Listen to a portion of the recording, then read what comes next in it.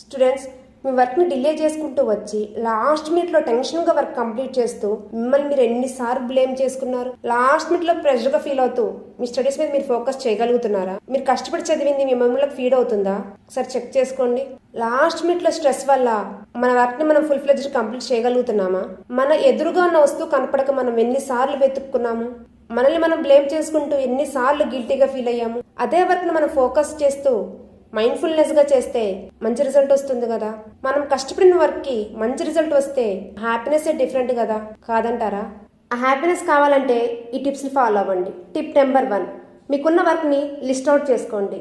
దీనివల్ల మీరు ఏ వర్క్ చేయాలనుకుంటున్నారో మీకు క్లారిటీ ఉంటుంది. టిప్ నెంబర్ 2, ఆ వర్క్ని మీరు డైలీ హ్యాబిట్గా అలవాటు చేసుకోండి. దీనివల్ల మీకు స్ట్రెస్ తగ్గుతుంది. టిప్ నెంబర్ 3, మీకున్న టాస్క్స్ని స్మాల్ టాస్క్ డివైడ్ చేసుకోండి. దీనివల్ల మీరు వర్క్ని మీరు ఈజీగా హ్యాండిల్ చేయగలుగుతారు. Tip number 4, it's very beautiful tip. Me work complete అయిపోయిన తర్వాత మిమ్మల్ని మీరు అప్రిషియేట్ చేసుకోండి. దీనివల్ల మీకు కాన్ఫిడెన్స్ బాగా బిల్డప్ అవుతుంది. టిప్స్ బాగా నచ్చినాయి అనుకుంటున్నాను.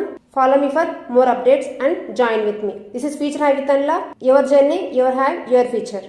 Remember one thing, delay might feel like comfort today, but it brings stress tomorrow.